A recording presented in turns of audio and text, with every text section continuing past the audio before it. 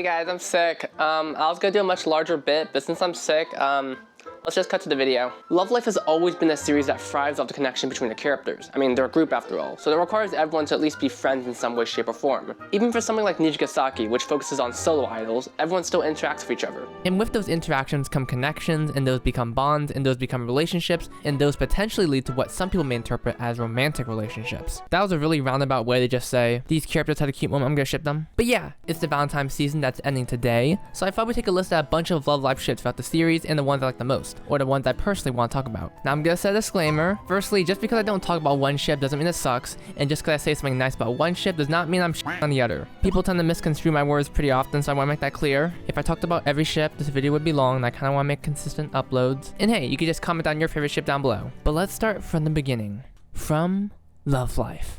Oh, sorry, we're doing it by group. Muse has the most popular group in Love Life, and don't even try arguing against it with me. I did my research, even if it left me feeling sad for the other groups. Muse has had the most popular ships in the anime space. Because of that, ship wars were pretty frequent back then. It's definitely toned down since, you know.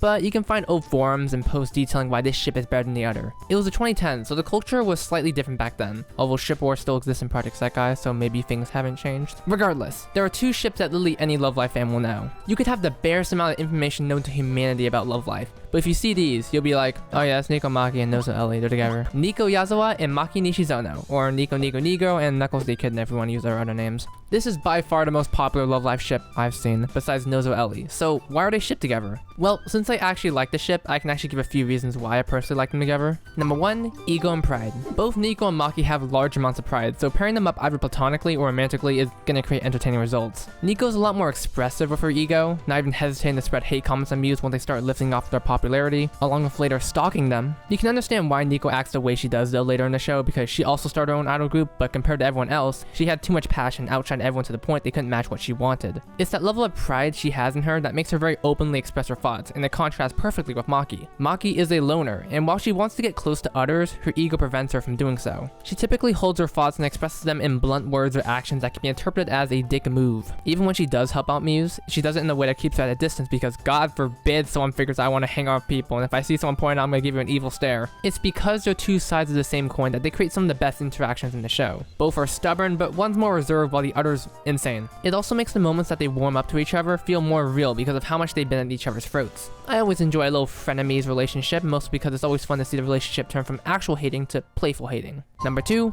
the colors. They're both red/pink.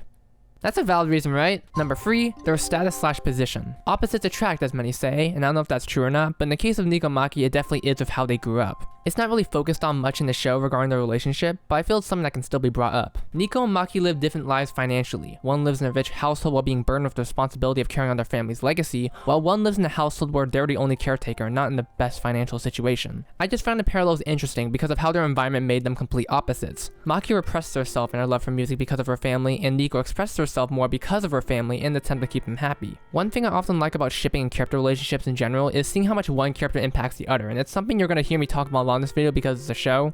You're supposed to write good characters. NozoEli is the next ship I want to talk about because, yeah, I could go up to any random anime fan and show them an image of them and they'd be like, yeah, NozoEli. I should try doing that in an actual convention. That'd be funny as fuck. I feel like even if you hate gay people, you still like NozoEli, and I think that's a testament to how good they are together. Their relationship is clear cut, and it's obvious to literally everyone on how close they are. They jokingly bicker, they know each other's weak points, and even in arguments, you can tell they hold back for the sake of each other. It's one of those cases where you really just need to watch the show to understand what I'm saying. Constant side eyes all around, and I joke, but you can really tell how much they care for each other. And you know, I could go deep into the show, talk about how Ellie helped Nozomi, and Nozomi helped Ellie since Ellie was Nozomi's first friend, and how Nozomi helped Slay convince Ellie to join Muse. I could talk about Garasu no Hanazono and how it's become their anthem. I talked to my friend who hasn't been in the Love Life for years now, and even he said, yeah, they gay as fuck. What else am I missing? Sorry guys, I'm a new gen Love Life fan. RinPana is next on the dartboard. Out of all the ships I've talked about so far, this is my favorite out of Muse because 1, it's cute, and 2, it's like the most canon if we're being real. Childhood friends to lovers, both know each other incredibly well and help push each other to be the person they want to be. I think I like this ship the most because I relate to each of them incredibly well. Hania with overcoming her shyness, and Rin embracing her feminine side and overcoming her insecurity/complex. Rin is a character I'd love to talk about more, and her character arc is done so well that a lot of people have headcanoned her as trans, and watching the show you can see the similarities easily, including me, which is why I like her even more. Also, Rin's just an awesome character. Yeah.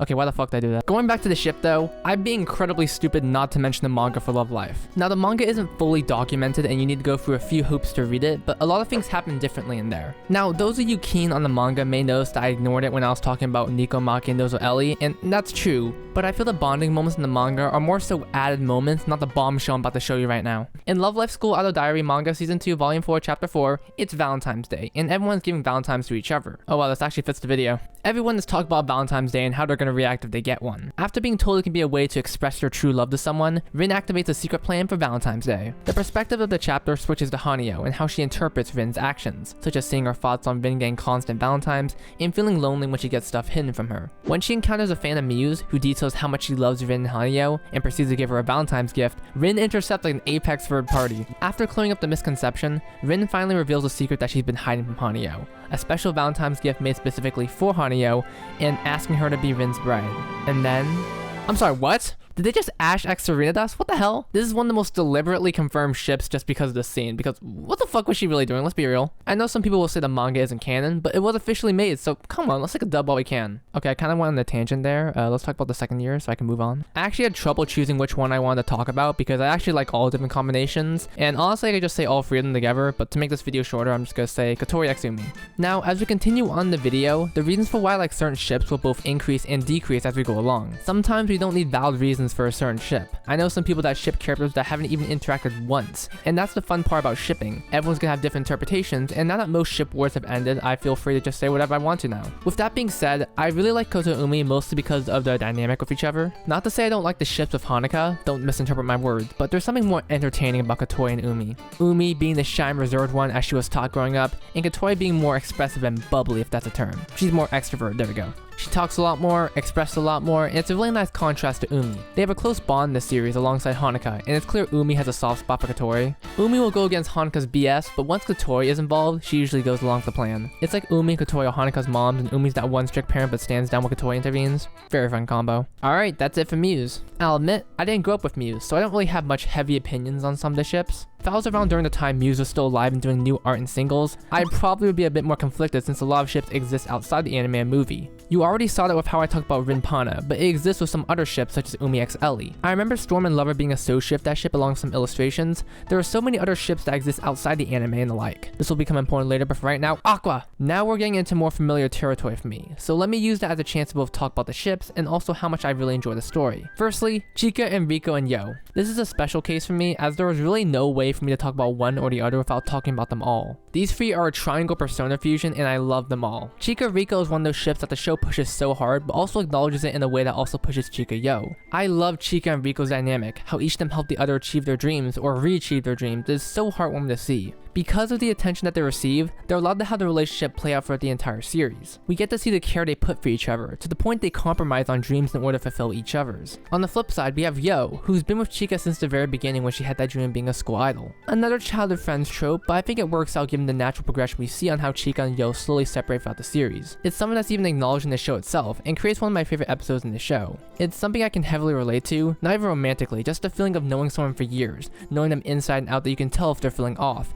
Then someone just comes in and just instantly bonds with them more than you have, and it's like, fuck man. It does transition to Yo Riko, which I also really like. Opposites attract, as I'll keep saying during the video, and I think it's more complex as their whole relationship is heavily dependent on Chika and the relationship with her. They get closer because of Chika, and it concludes with a really fun scene where Yo confesses her love for Riko. They both love that fucking orange. YohaMaru is the next one I want to talk about. This one's a biased childhood friends trope because there's too many of these in the series, goddamn. This one's a unique case because of how diverse their personalities are. One's a bookworm introvert that is unfamiliar with technology, while one literally streams themselves and is enveloped in their role as a fallen angel. It's such a huge contrast that it just makes perfect sense. Both of them accept each other for who they are, and they match each other's crazy, unique aspects. Yeah, that's all I got. Like I said, you don't need special reasons, you can just say they look cool together. There can always be more in-depth reasons, but my brain is malfunctioning now as I see how long the script is. Speaking of the script, I've been looking at it and I realized I've been covering all the school years at least once, so let's not break tradition and talk about the third years, with KanaMari. I just realized if anyone's watching this, I'm literally just talking about the popular ships. I'm so sorry, guys. A good thing about the show focusing on a relationship is that it allows for a lot more moments to be nosed between characters. At the same time, though, it places heavy bias and fans of underrated ships probably feel left out. Making it more biased is the fact that most people are going to be watching the anime, so any heavy ships that are present in the show will be the most popular, and those outside the anime sphere probably won't get the attention it really deserves. That's my cop-out excuse to explain why I'm talking about the popular ships, so let's actually talk about KanaMari. The drama between KanaMari is so intriguing in the first half of Sunshine. Slowly learning the truth and seeing how the characters react to it, and a little clues sprinkled about, make the plot more interesting, but also make the relationship more complex. Characters who love each other so much they're willing to sabotage themselves in order to ensure the other person will be safe or have a better future. They're the NozoEli for Aqua, and I don't think people will really argue with that. Like NozoEli, they know each other to the point they know what will hurt each other the most, but also know what will comfort them the most. There's a lot more angst between each other due to the events in the show that makes the resolution so much more fulfilling. If one of them is doing crazy shit, the other is gonna follow with no hesitation. Sure, why not? As long as it's with you, is a good quote for how I think of the two.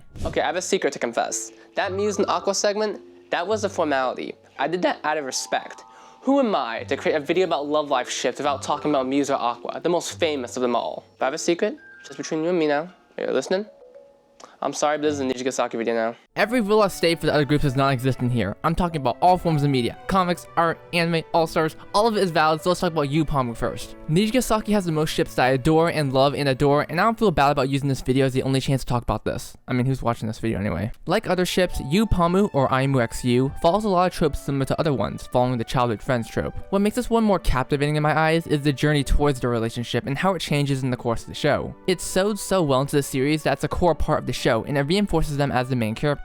Two people who are caught by the love of school idols, with one becoming so inspired by the expression of school idols that she wants to support their dreams in order to find her own. Ayumu and Yu's relationship is interesting in how you can already start seeing the cracks form at the start of the series. They are extremely close, to the point they literally live right next to each other. When they're both entranced by school idols, Yu is the one who expresses her love for them at the start, with Ayumu being the sort of tag-along for the ride. Yu doesn't have any goals, but seeing someone who does makes her want to support their goals. Ayumu then reveals that she also loves school idols, albeit not to the extent that Yu has expressed, but enough to the point that she herself wants to be a school idol. In any other show, these two would be the end couple, but their relationship gets more complex as the show goes on. Yu's character, albeit a simple one at the beginning, is one that any character can vibe with. She loves school idols, and loves supporting school idols, so as the series goes along and she begins talking to more school idols, she instantly bonds with almost all of them. Her character is designed in a way that makes her compatible with everyone, and the series does acknowledge that in many forms both inside and outside the anime. What this does to Ayumu though, makes her one of my favorite characters. It's so small, so natural that you'll barely notice at the first watch, but Ayumu slowly gets more and more jealous as the series goes along. It's little things like her face-changing expressions when she isn't part of the conversation, not being able to keep up the school idol topic compared to the other members alongside so many other scenes. The scene where Ayumu compliments Yu on her swimsuit and then Yu brings up that everyone else's swimsuit is amazing is so fucking funny because you can see the immediate change in expression from Ayumu like, wait what?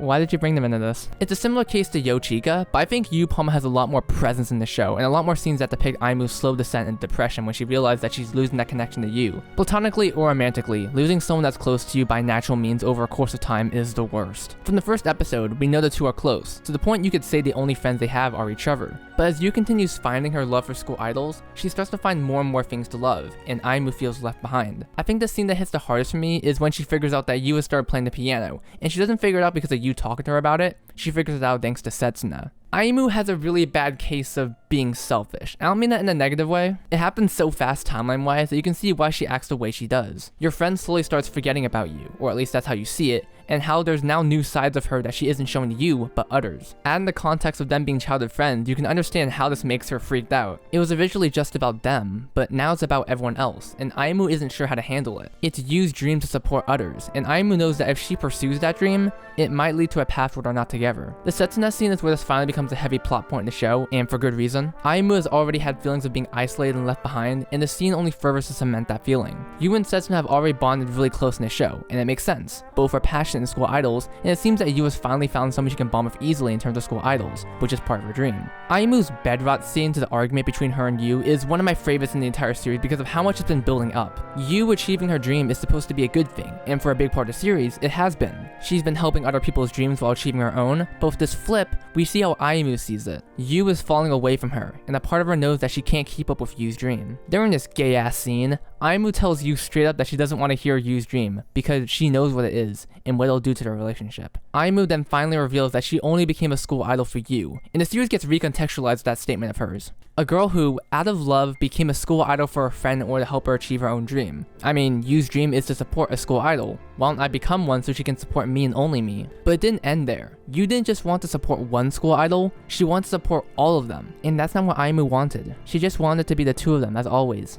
Aimu's crash out, as some people say, is one of my favorite things about her. She's selfish in a way that makes sense. She's scared, and the build up to her lashing out has made her one of my favorite characters in Nijigasaki and the Love Life series as a whole. It's so hard to explain because I relate to her so heavily. She's someone who's scared of losing someone to the point she's willing to do anything to keep the status quo. Obviously, things get better and that's all happy and dandy, but god, I'll always remember how her story played out in the anime. It's nice watching season 2 and above and seeing Aimu also develop her own love for school idols as she goes outside the country in order to help out school idols of her own, but that's getting out of YuPomu territory. I remember the version All-Stars being a lot more cruel to Aimu, but I'm glad for the anime they changed it. I like it because I can relate to Aimu. Other content of Nijigasaki tend to paint their relationship in a cute, selfish, playful way. There used to be a time where people called Aimu a yandere, but I'm glad we're past that time now. I say that, but a lot of Nijigasaki content over-exaggerates a relationship for shits and giggles, like Aimu stalking you and Aimu doing everything in her power to keep you to herself. It's funny, not to be taken seriously. I could have made this whole video just YuPomu, but fortunately, I get to talk about more of the ships. I'm feeling devilish. Let's talk about Kasumi and Shizuku.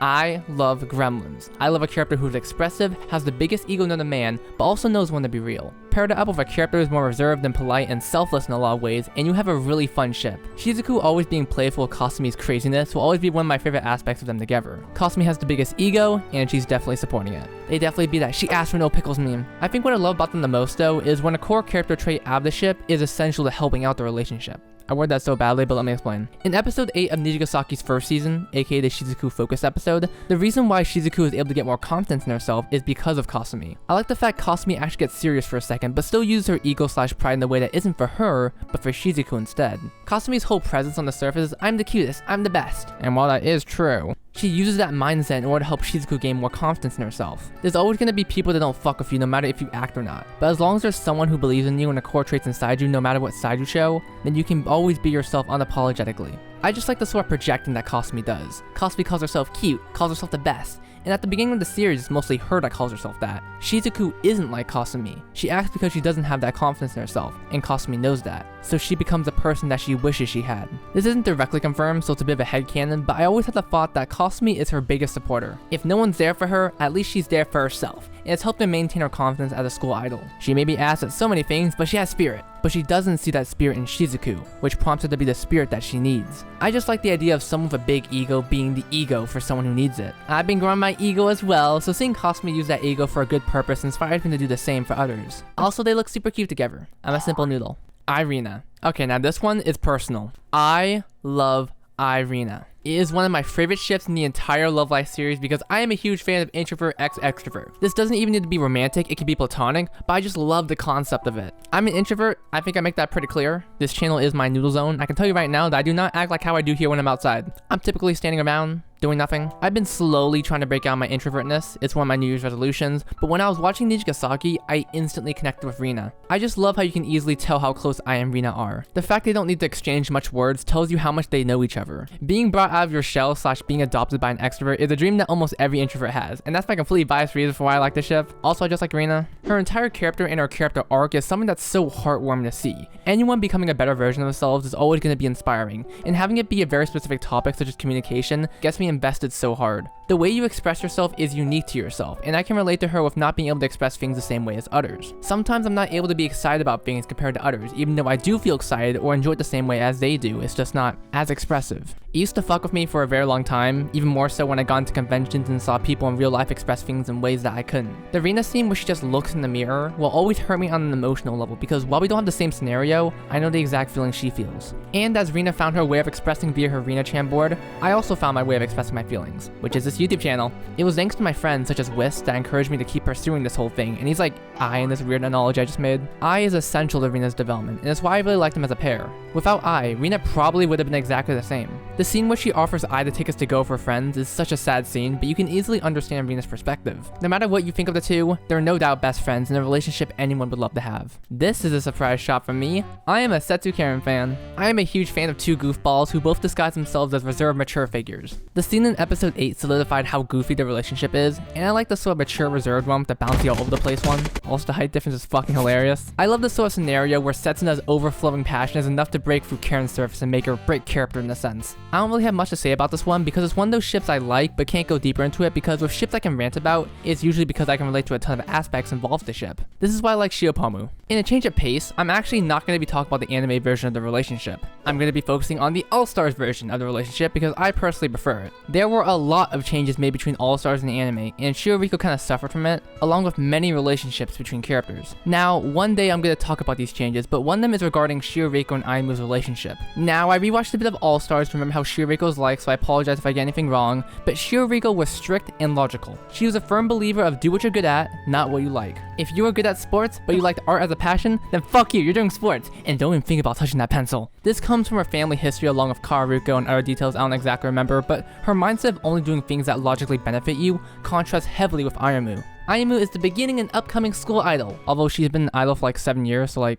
get a grip, girl. Aimu's dream of being a school idol fucks with Shio, because she's like, this dream isn't gonna get you anywhere. Is it really worth all this trouble? Failing? Doubting yourself? Can't you just go study and have a more consistent, clear goal there? Shioriko has been struggling with seeing why the Niji crew love being school idols because of past history and resents it. But Aimu's naive passion intrigues Shioriko. Shioriko is a very logical character. She bluntly explains things, but with good intentions, as she feels that in order to grow, we need to know exactly what we're bad at. If there's a problem, she will call out the source of it, even if it may expose someone. That's how straight she is. Pause. In chapter 15, when they don't get many volunteers to show up for a volunteer info session, Shioriko explains the exact process of how this happened, but admires the spirit of everyone for attempting anyway. Spirit and determination are the two things that Shioriko slowly learns from the school idol club, and it's most apparent in Aimu, who resembles those traits the most. She's failed a lot, she's fumbled so many times, but she's always gone back up to continue her journey, and it touches Shioriko. Going more into this would make me summarize All-Star's story, but pairing up a person who thinks all goals and actions should be logical with someone who's full of passion and determination despite failure is such an amazing ship. You have Shioriko questioning like, why the hell are you doing this if you keep tripping? And Aimu is like, because I love doing it, and being with my friends and doing something together is awesome for everyone. And seeing Shioriko slowly warm up to it is really sweet to see. Also, Aimu is such a sweetheart to Shioriko. A lot of the characters initially have resentment towards her, and for good reason, but Aimu is the one who gives Shio an unbiased look, and it makes for some really nice conversations. Sometimes the things we do don't need to serve a logical purpose like financially or something. Sometimes it could just be for feeling life.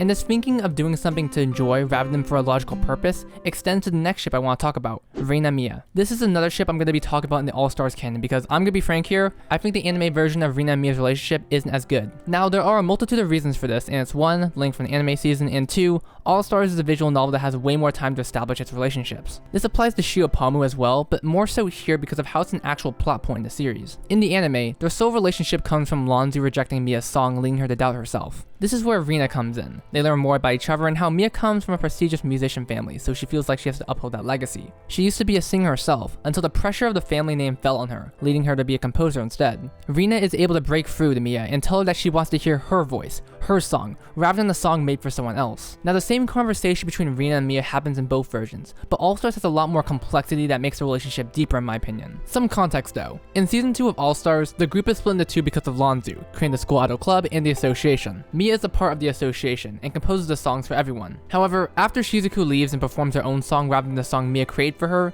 she begins to doubt herself. She's the prestigious Mia Taylor of the Taylor family. She's the one Lanzu and the association relies on to create their music. Their songs are supposed to represent them as a person. When Shizuku uses her own song, it strikes a chord with Mia. The song Shizuku uses is badly mixed, as Mia says. It's flawed, it's inferior compared to her work, logically, yet it resonates with her. She sees something that she doesn't see in her own music, so it starts fucking with her. Not helping with things is Lanzu, who has the most utmost praise from Mia considering she knows of Mia's family history. She's so talented that she's never had writer's block, is what Lanzu thinks of her, so it leads to Mia being neglected when she begins to doubt herself. Lanzu, along with having a pride and ego, has standards and projects that onto Mia if even one of her tracks doesn't match what she wants. When the audience for the performances goes lower due to Mia delaying her new music, it just puts more pressure on her to create the perfect song. There is now stakes and expectations from Mia Taylor in which she doesn't actually know she can live up to. It doesn't help with the fact that the school idol club, their enemy, is still doing the same performances with the same songs but still retain their audience, indicating to Mia that her songs aren't better than theirs somehow. This is where Rina comes in. The same conversation happens. With the context given, we understand why Mia feels the way she does even more. A prodigy that got outclassed by an amateur and is slowly losing the spirit in their music. Her entire worth is based on music because she failed at singing, so failing at any point would essentially be a death sentence for her. As Mia keeps explaining more of her life, Rina sees something that Mia doesn't. The spirit and soul in the music that Mia produces is something present, but it's not for others, it's for her. The good and the bad that are present in her life make up her songs and represent her as a person. In her escape from trying to run away from singing, she instead expressed her desires for singing in her music. Rina is the one who gets Mia. Their contrast makes their connection stronger as they're the same age but live completely different lives and expectations are put onto them. They both have trouble expressing themselves, but while Rina resorted to her own method by her own choice, Mia did it subconsciously as a way to run away. Mia has a large sense of pride that clouds her true thoughts, while Rina is the one who expresses everything genuinely. Their bond via how they express their feelings is one of the sweetest things about their relationship. As a video editor, and someone who's in the same sort of field that Mia Taylor is in, I resonate with her story completely well. It made reading the story in All-Stars hit so much more emotionally, and it's also the reason why I'm slightly ticked off that the anime doesn't hold up as well. It's a personal preference, but this is my video, so yeah, this is all bias. When Mia starts doubting herself because her reliableness starts falling apart, I feel that. I know it's not personal, but years ago when I was constantly editing for people, the feeling of people abandoning me for someone else when it came to video editing work hurt so bad and really damaged my confidence similar to Mia. Having someone who sees the spirit in your work means so much, and this one scene made RinaMia for me. That's no shit to the anime, they literally couldn't adapt all of that, so I can't be too mean to it. Okay, there is one flaw of the anime, and it's the way Rina is portrayed. Rina in All-Stars and Rina in the anime are different in such slight ways that alter how I see the relationship between her and Mia. Basically, it's the reason why I like the All-Stars version of the relationship. Mia's pride really held her back from fully expressing herself, but you know who has even bigger pride and makes for a very interesting ship? LanShio. Man, I am on top of my transitions today. Lanzu x Shio is hilarious as a concept. What do you get when you pair up an egoist with pride bigger than the sun and a calm, reserved person who looks at situations logically and speaks on things as they are? Chaos. Firstly, they're childhood friends, so that fits one of my super duper real criteria, and secondly, the interactions they have are sweet, cute, and I love it. Rewatching All-Stars made me see more of the interactions they have between each other, and it's so funny. There are so many times where Lanzu is about to start beef with someone because of what they said, and Shio goes like, no, they did not mean that. And as Shio grows more accustomed to the school idol club, she has a bit more of an optimistic side, and it shows with Lanzu, who does not hesitate to say what's on her mind. It's a funny relationship where the two work perfectly together, and it also creates some genuine moments. Since both of them are genuine, whenever they compliment each other, they both know they truly do mean it. Lanzu has an ego, so if Shiriko calls her the best, Lanzu truly knows that she means it. With them being childhood friends, it creates a bond that allows them to understand each other, even through the genuine words they say to each other. I also like the fact the relationship doesn't stop the characters from being who they are. Shiriko is still someone who is strict and exudes authority, especially when she needs to. If Lanzu broke a school rule like running in the halls, Shio would not even hesitate to write Lanzu up for it despite the relationship they have for years. It's shifts like these that can make you imagine any scenario and say, yeah, it's totally them. I love LanShio, I love all fan art of it. If you see any, send me them, thank you. But let's move on to my arguably best Nijigasaki ship though. YuMia is one of my favorite Nijigasaki ships, and I originally had a hard time explaining why. Visually, I love them together. Personality-wise, I love them together. One's an energetic, optimistic sunshine, and one's a more emo, prideful, reserved, but also cocky in a sense, and it plays well together when Yu gets passionate about something next to Mia. After rewatching season 2 though, I think the reason why I love this ship is because of one relying theme between them. Talent versus hard work. Yu Takasaki is a character that starts from zero. We see her from the start where she has no dream to learn to play the piano to express her love for school idols. It's something slowly grown through both season 1 and 2, and when Mia joins, we see how different of a level she is. Mia is talented, as I've said earlier in the video. She's so talented in fact that she doesn't even attend class. She skips it because she already knows everything. The difference between raw talent and hard work is something that I love about Mia and Yu's relationship. Mia serves as a sort of mentor for Yu when it comes to music, but also she's technically younger than Yu, so she has a bit of pride and ego, which creates some funny moments. It's fun seeing them interact when it comes to music because Mia's nonchalant about it because she's used to creating perfection, but Yu is overly passionate about it because she's in the process of learning music and how to use it to express her thoughts. A pet peeve I've always had is that Yu should have been the one to help Mia rather than Rina. You would have had to adjust certain scenes in future episodes, but I feel like it would have hit harder. You guys saw me explain why the scene doesn't hit as hard in the anime as it does in All-Stars, so I wouldn't have minded if they just changed it to be Yu instead. As someone who's still learning music and what it truly means, Yu could have used her perspective to show me a different side of music rather than upholding my family legacy. You could also easily transition it to wanting to hear Mia's voice in her songs, with Yu saying that Mia's music has always had traces of herself in it. That's just me though. I love all the moments they have together, both in the anime and also other Niji content. Now, while this is the last ship I'm going to go in full depth for, there is one more ship I want to talk about. And it's everyone. Nijigasaki is the only group that I actually like everyone being paired with, and it's mostly because there's so much content that you can ship any one of the characters and it makes sense. From comics to Nijion to the weird-ass Niji comic and All-Stars, Nijigasaki has a large amount of history that includes a ton of interactions between characters. A lot of it is lost in All-Stars sadly, but Nijion animation has a ton of cute interactions between everyone. It really shows the limitless potential between character interactions and ships. I didn't really think of Ai and ChikaRiko as a pair, but episode 4 of Nijigasaki proved me otherwise. It's really sweet pairing an energetic character with a reserved character and have the reserved character slowly open up and learn something from the energetic character. It's nice, alright? Also, I forgot to mention Kara and Emma. They're a nice pair too. I just don't have too much to say about them. I like a ton of ships. If you give me 2 characters from Nijigasaki, I'd probably say, yeah, it makes sense. Something like Kasu Lanzu works. What else? KasuKarin works. There's a lot of Kasumi in this. Are we done? I think I said everything I want to of the ships I want to talk about. We got 2 more groups to go, and while I'm not going to be as in-depth with them as Nijigasaki, let's do this. I like Chisato. I like Kanon. Boom.